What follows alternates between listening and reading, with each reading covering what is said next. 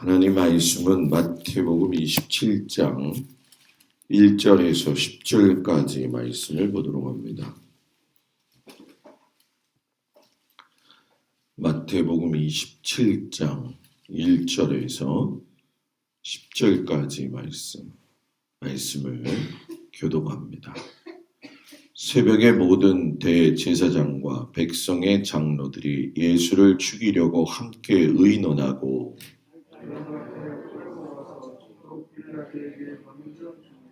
그때 예수를 판 유다가 그의 정죄됨을 보고 스스로 뉘쳐 그 은 30을 대제사장들과 장로들에게 도로 갖다 주며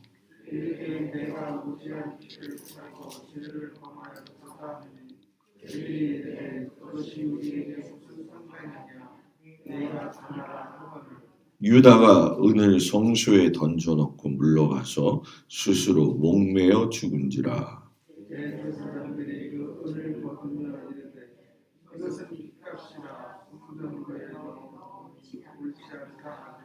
의논한 후 이것으로 토기장이의 밭을 사서 나그네의 묘지를 삼았으니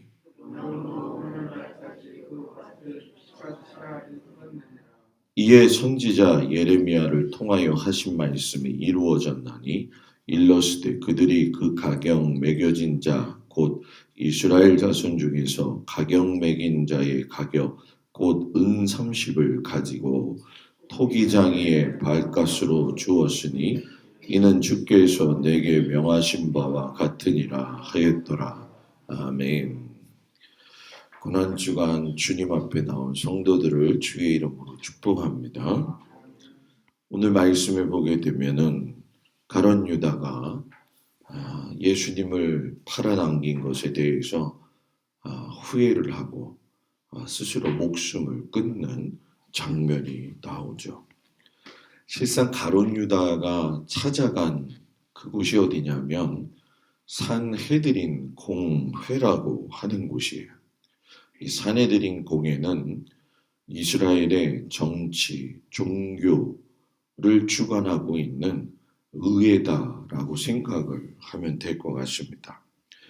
어떻게 보면 가장 똑똑하고 가장 신앙적이어야 될 그들이 예수님을 잡아 죽이려고 하는 일이 있어서만큼은 대단히 노력하고 있는 아주 그 외식적인 모습을 우리가 보게 되어지죠. 자치기구로서 인정을 받고는 있었지만 당시 로마의 지배 아래에 있었기 때문에 사람의 그 사형 언도에 대해서만큼은 자치기구로서 그걸 갖다가 판가름 낼 수 있는 권한이 그들에게 없었지요. 그러다 보니까 어떻게든 안식일 전에 예수님을 죽여야 되겠다라고 하는 계산이 쓰니까 총독 빌라도에게 찾아가 가지고서는 최대한 서둘러서 일을 진행하는 모습을 보게 됩니다. 급조된 일이기도 했고 급하게 진행되어지는 일들을 보게 되면 상당히 그곳에서는 모순도 많고 부족한 점도 많이 있다는 것을 우리가 간접적으로 느끼게 되죠. 이들이 예수님이 불법이다, 예수님의 불법성이 있다, 이것을 흠잡아가지고 결국은 죽이려고 했었는데 예수님의 불법성을 이야기했던 자들이 실상은 예수님의 죄 없음을 갖다가 더 불법하게 끄집어내어지는 불법 집단이 되어진 것이 이들의 어떻게 보면 실체가 되어지는 거죠. 그런 불법성에 의해서 예수님이 결국은 유죄 판결을 받게 되시고 그 유죄 판결을 주님은 하나님의 사명으로서 죄인들인 우리를 구원하시기 위해서 십자가를 지고 가시는 그 고난을 겪고 내셨죠. 그런 와중 속에서 제1등 공신을 한 사람이 누구냐? 바로 가룟 유다였다라는 얘기예요. 사람이 양심이라고 하는 것이 다 있잖아요.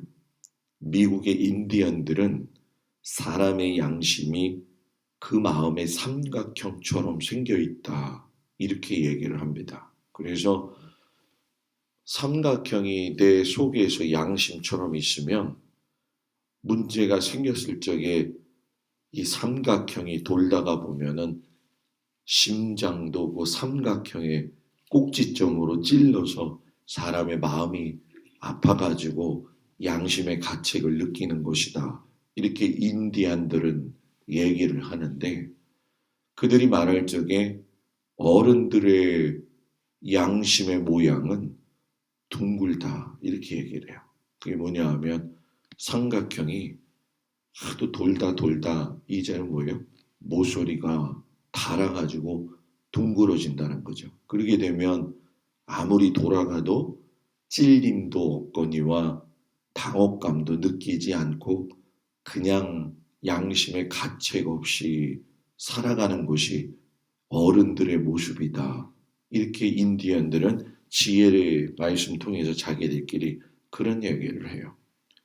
사람의 양심의 가책을 느끼는 건 대단히 중요하죠. 그런데 여러분 그거 아세요? 양심의 가책을 느끼는 것이 회개는 아니라는 거예요. 종교 지도자들의 불법 재판 후에 예수님이 로마 총독 빌라도의 법정에 서셨잖아요. 그때 가룟 유다가 양심의 가책을 느끼죠. 회개는 안 하고 스스로 뉘우쳐서 생각하기를 내가 무고한 사람 죽였구나. 은 30을 다시 대제사장하고 장로들에게 갖다 줘야지. 그러면서 그 돈을 집어 던지면서 내가 무죄한 피를 고발했다. 그리고 죄를 범했다. 라고 이야기를 해요. 가룟 유다가 뼛속같이 그 일을 생각하고 후회해서 양심의 가책을 느꼈었지만은 그 말을 직접 들었던 대제사장들과 종교 지도자들은 마치 아까 인디언 지혜자들의 말처럼 삼각형의 모서리가 둥그레진 것처럼 가책 자체도 느끼지 못하고 가룟 유다에게 그게 무슨 상관이냐 네가 당하라 라고서는 아주 쐐기를 박는 말을 하게 되죠.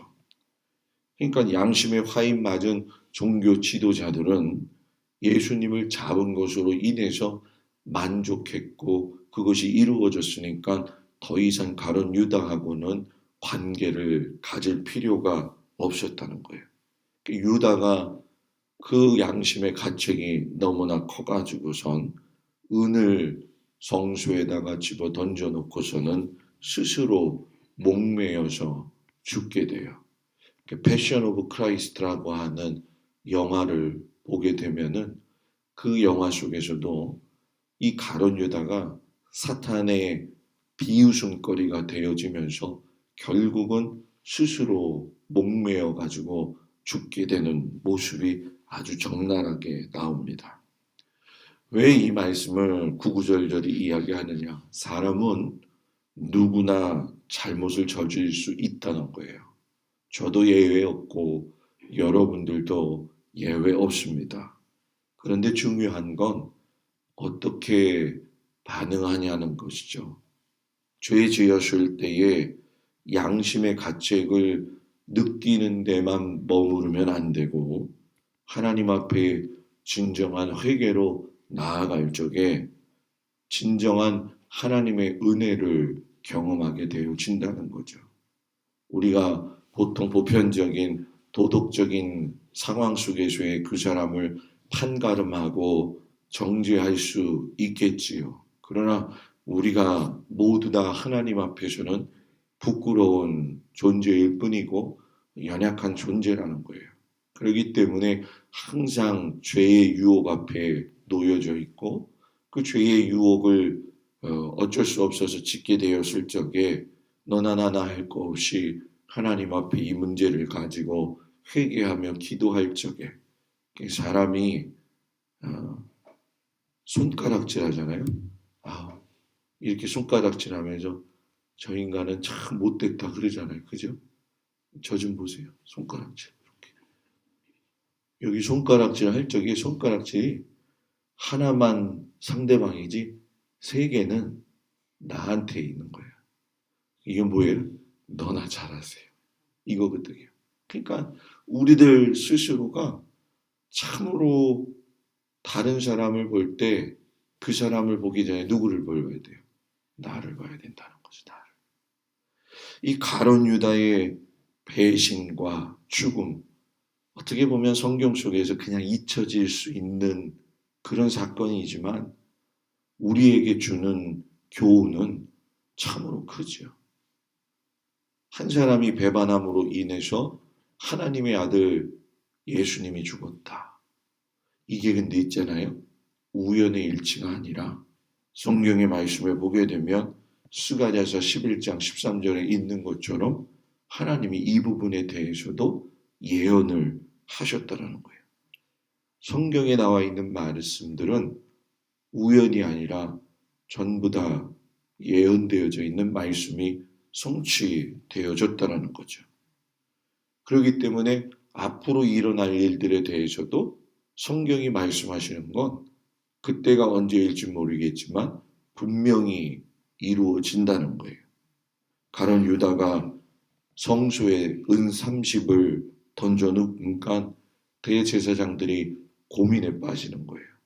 왜냐하면 자기네들이 실상 은 30을 주었을 때 이 30은 예수님을 죽이는 대가의 지불이었거든요. 이 대가의 지불인 30이 다시 성전에 들어와서 성전고에 들어간다? 야, 이거 하나님께 쓰임받는 물질인데 사람 죽이려고 모의했던 돈을 성전고에다 넣는 거는 그들이 종교적으로 외식적이고 남한테 보여주는 일에 치중했던 사람이기 때문에 야, 이 돈은 성전고에 두면 안 된다. 그러니까 여러분 생각해 보세요. 얼마나 파렴치하냐는 거예요. 사람 죽이려고 했던 돈을 우리는 성전 하나님의 보물창고에다 넣을 수 없다. 그래가지고 의논 끝에 은 30을 토기장이의 밭을 사가지고서는 나그네들이 지나다니다가 죽게 되면 묘지가 없으니까 그 묘지로 만들자. 그래서 어떻게 보면 나그네의 죽음까지도 예비해 주는 것처럼 아주 의롭고 선한 일을 하는 것처럼 그것마저도 포장을 하더라는 거예요. 이게 사람의 모습이라는 얘기죠. 여러분, 핏값으로 그 땅을 샀기 때문에 피밭이다라고 이야기를 해요. 어찌 보면 우리가 가룟 유다의 이런 모습이 한 인간의 욕심에 의해서 시작되어지고 결론 지어지는 것 같지만 결국은 하나님의 말씀이 적극적으로 성취되어졌다는 거죠. 그 사실을 가룟 유다도 몰랐고 완악한 대제사장들도 몰랐다는 거예요. 자, 여기서 중요한 말을 할게요. 하나님이 어떤 일을 하실 때에는 선하게 쓰임받는 그릇이 있고요. 가룟 유다처럼 종교 지도자들처럼 악하게 사용되어지는 사람들도 있다는 거예요. 여러분들은 어떻게 사용되어졌으면 좋겠어요? 너무 아침에 심각해요. 선하게. 제가 말씀 집회 하다 보면 여러분들한테 또 그랬지만은 목회선상에서 일어난 일들을 제가 이야기하잖아요. 그죠?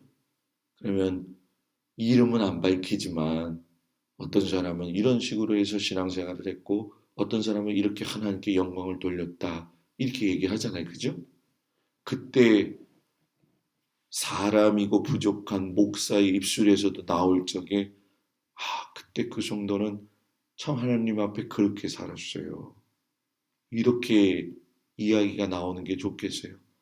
나는요 목회하면서 그런 사람 만나가지고 지질이 고생했어요. 이런 데 쓰임받는 사람이 됐으면 좋겠어요.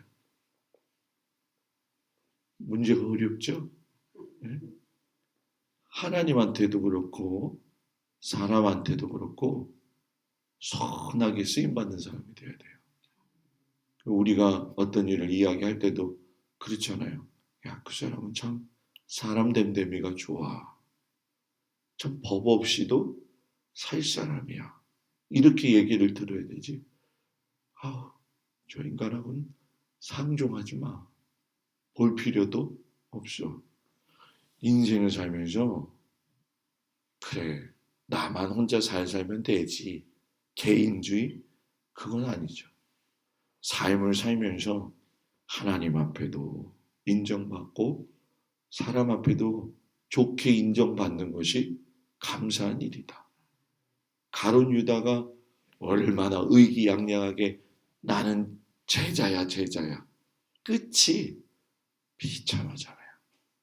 우리가 가룟 유다의 실수를 바라보면서 그 사람의 잘못된 걸 지적을 하기 이전에 우리도 가룟 유다처럼 될 수 있지만 우리가 양심의 가책을 느끼는 것만으로 만족하지 말고 하나님 앞에서 진심으로 회개해가지고선 올바르게 우리의 인생을 산다면 하나님도 기뻐하시고 우리의 삶도 사람들에게 부끄럽지 않다.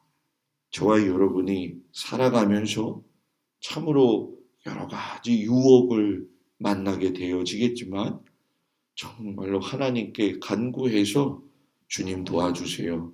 이 위기를 잘 지나갈 수 있도록 지혜와 명철도 주시고 그 마음에 소원의 긍휼함도 주시옵소서 라고 기도하면서 가는 저와 여러분이 되기를 주의 이름으로 이 아침에 축복을 드립니다. 기도하겠습니다. 가룟 유다가 양심의 가책을 느끼기는 했지만 하나님 앞에 진심으로 회개하지 아니하고 목숨을 스스로 끊고 이 세상과 아버지 이별되어지는 그 모습을 보면서 씁쓸한 마음을 갖습니다. 양심의 화인 맞은 종교 지도자들의 모습을 보면서 또 하나 우리의 모습이구나 하는 것을 생각하기도 합니다. 양심의 가책을 느끼는 곳에 머물지 말고 진정한 회개로 나아갈 수 있는 귀한 믿음의 백성들이 되어지도록 인도하여 주옵소서. 주님도 가룟 유다의 죽음을 아셨기에 가슴 아파하셨던 걸 우리가 기억하면서 문 영혼들을 위해 기도할 수 있게 하시고 하나님의 말씀은 땅에 떨어지지 아니하고 그대로 이루어져서 그 일에 쓰임받았던 그 사람들의 모습을 보면서 우리도 하나님의 선한 일에 아름다운 모습으로 아름다운 이름으로 선하게 쓰임받을 수 있도록 인도하여 주시옵소서.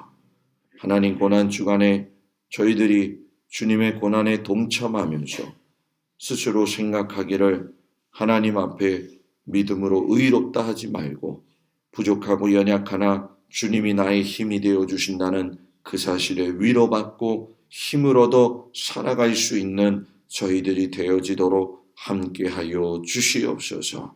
오늘도 성도들의 삶을 주님 붙들어 주시옵시고 권고하고 어렵고 힘든 상황 속에서도 오직 아버지 하나님을 바라보며 육체의 한계를 이기고 믿음의 아버지 한계를 초월해서 주님과 더욱더 가까이 갈 수 있는 귀한 믿음의 백성들 되어지도록 인도하여 주옵소서. 가정과 자녀와 일터를 주님 복되게 하시고 육신의 강건과 영혼의 강건함도 주님께서 붙들어 주시옵소서. 예수님의 이름으로 기도드렸습니다. 아멘. 하늘에 계신 우리 아버지여 이름이 거룩히 여김을 받으시오며 나라의 마옵시며 뜻이 하늘에서 이루어진 것 같이 이 땅에서도 이루어지이다. 오늘날 우리에게 일용할 양식을 주옵시고 우리가 우리에게 죄 지은 자를 사하여 준 것 같이 우리의 죄를 사하여 주옵시고 우리를 시험에 들지 말게 하옵시며 다만 악에서 구하옵소서. 나라와 권세와 영광이 아버지께 영원히 있사옵나이다. 아멘.